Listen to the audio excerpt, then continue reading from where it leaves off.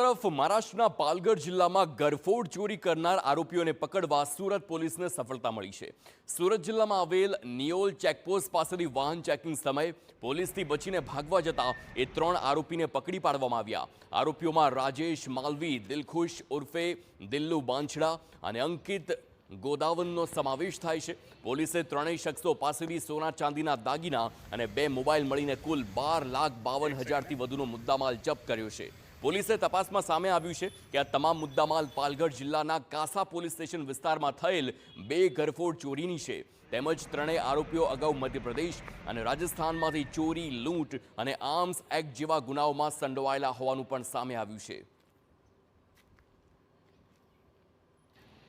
महाराष्ट्र राज्य जो पालघर जिल्लो है त्यानु दहाणु तालुकाना कासा पोलीस स्टेशन विस्तार में 2 फरियाद दाखल थई है गरफोड़नी।